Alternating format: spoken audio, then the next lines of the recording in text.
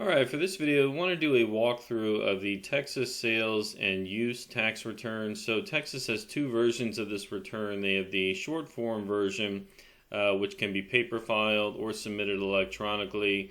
And they've also got the long form version. This is the form 01-114. We'll cover both of those, even though in this fact pattern that we're going to look at, the taxpayer actually only has to use the short form. So we've got both forms in front of us. We'll go through these. We do have an Excel workbook here where the company has summarized their taxable sales, what's exempt, and how they calculated the various rates.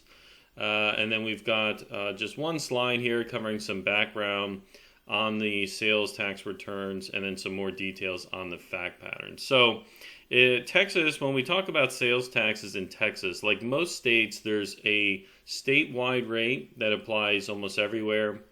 And then most localities and counties will have their local sales tax rates.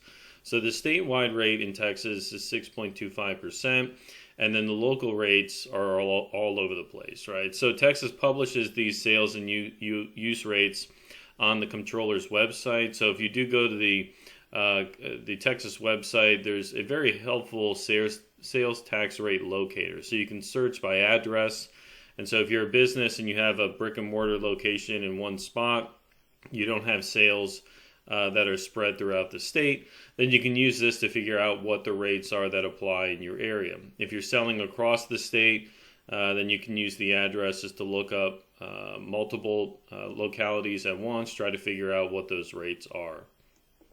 Now, Texas, also like a lot of states, has certain items that are taxable and then exempt. So when you're looking at your sales tax, as far as what you need to charge your customers at that point of sale, and then what you report on your return, you have to separate between taxable and exempt. So some of the exempt products that we see in Texas include things like bottled water, a lot of grocery items, baby products, things like that. Now, Texas filers are encouraged to file online, and this is what I would recommend too. So electronic filing and payment, it's just much easier, it's much more accurate, and you can file online regardless of the sales numbers. So paper filed returns, or if they send you the pre-printed returns, you might be able to use them. But if you have a return that's going to report more than $50,000 of tax, it's got to be filed online. And anytime the filer's got to pay $10,000 or more in taxes, they have to submit the payment electronically. So you can't mail them a check or a money order like that. Now, the sales tax form, so again, there's two versions, the short and long form version. If you meet certain requirements, you can use the short form. If not, you have to use the long form version. These due dates are 20th day of the month following the close of the period. So if you're a monthly filer, you have to file every month. You've got 20 days from the end of the month to file. If you have to file on a quarterly basis, you've got 20 days from the end of the quarter, right? Now, the returns are due even if you have no taxes due or no sales. So as soon as you are registered and you've got that seller's permit, you need to be regularly filing. So if you have no sales or use tax due, no sales, you have to file the zero return to say that you have no tax owed. Now, the nice thing here is if you timely file and pay the tax, there's an incentive, right? So Texas, like a lot of other states, gives you a discount by filing on time and paying your tax on time. So the discount is 0.5% of the taxes owed. So you still collect the sales tax that you charge to the customers, but you get to keep a portion of it as this discount. So let's have a look at the fact pattern, and then we'll start taking a look at the Excel workbook and then the returns themselves. So we've got John Taxpayer here is the sole owner employee of this company, a Texas Corp, taxable as a C Corp. The company operates a food truck in the middle of San Antonio, Texas. Now, the truck sells a variety of things. So it's prepared food, so they got to charge tax on all of it. So they have hot dogs, sandwiches, french fries, hamburgers, and they sell sodas and bottled water. Now, the bottled water sales are exempt. So Texas has this blanket exemption for most water sales as long as there's no soda or sometimes flavoring. Florida does the same, for example. So the bottled water sales are exempt even if sold through a restaurant, but all these other sales of prepared food products are going to be taxable for John's company. So John determines that he's going to have to assess and collect a combined rate of 8.25%. So he looked up where he's operating, and so the rates are as follows. So he owes 6.25%, the Texas state tax. The city of Antonio has 1.25%. San Antonio ATD and MTA have 0.25%, and then the 0.5% for the MTA. So in order to look these up, again, you would go to that website, and this is a printout of what John has. So if you go to the website and you were to search for the address, you would get a printout that looks something like this. So we can see here we've got the Texas jurisdiction, Texas code, and then the rate, so 6.25%. The other three jurisdictions here, so we have San Antonio City. That's the city code, which we have to enter on the return. We'll look at that later. The tax rate, 1.25%. MTA Transit, 0.5%, and then the ATD, also 0.25%, and then another transit. So the total effective rate, based on where his food truck location is going to be 8.25%. Now, most businesses, if you're selling to other customers all throughout the state, you generally have to charge the tax where that customer is located. So a lot of businesses can't just use this simple kind of method to figure out what their sales tax are. If you're selling online, or if you have multiple locations, you've got different rates. All right, so let's have a look at the rest of the fact pattern here. So John buys all his inventory locally. He doesn't have any use tax owed, so that's important, right? If you buy, particularly if it's out-of-state purchases and you didn't pay the local sales tax, you might owe use tax. So his gross sales for 2024, Jan 2024, $6,755. Exempt were $540, and so the remaining $6,215 is taxable. All right, so if we have a look at his workbook here, so these are his January sales across all these items. And then the exempt category here, he's got his sales of bottled water, $540 of bottled water sold. And so then he separates them between taxable and exempt, and there's the total. And so down here where he calculates how much tax I'm going to owe on the taxable portion, right? We're not computing tax on the exempt. These are the varying amounts. So he's going to owe the state tax 6.25%, the city of 1.25%, San Antonio MTA of 0.5%, and then 0.25% on the ATD. All right. So now we're going to have a look at the forms and see how all that kind of pulls together. So if we look at let's look at the long form first. So the long form, the big difference here is if you qualify for this, you can combine the basically all the rates and just report on one line item, and that's what we'll see on the short form sales and use version. So the sales and use short form just has this bottom section here, so many less fields than what we find with the long form version. Now, if Texas has mailed these to you, and a lot of this is already pre-printed, then that's helpful.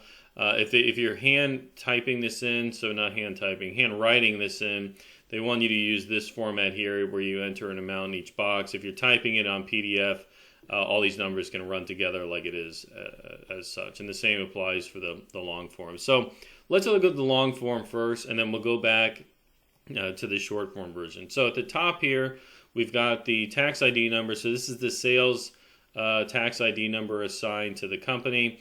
The filing period here, we put month ending January 31, 2024. You don't want to just put the end of the month because you want to indicate for what period it includes. So in other words, if you're filing on a quarterly basis, you would say quarter ending March 31. But we're doing on a monthly basis, so month ending Jan 31. The due date, 20 days following the end of the month. Company name and address. None of these items up here apply to us because we haven't had any changes.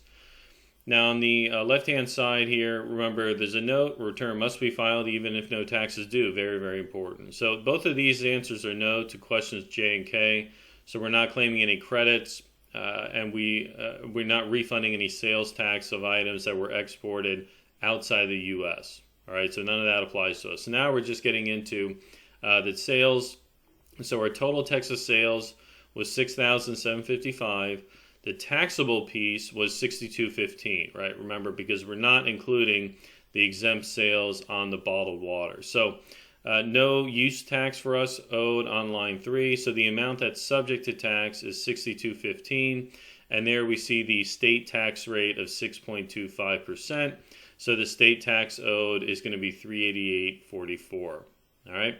Now, the local tax rate, so on line 5 here, notice here it says, okay, how much is going to be subject to local tax?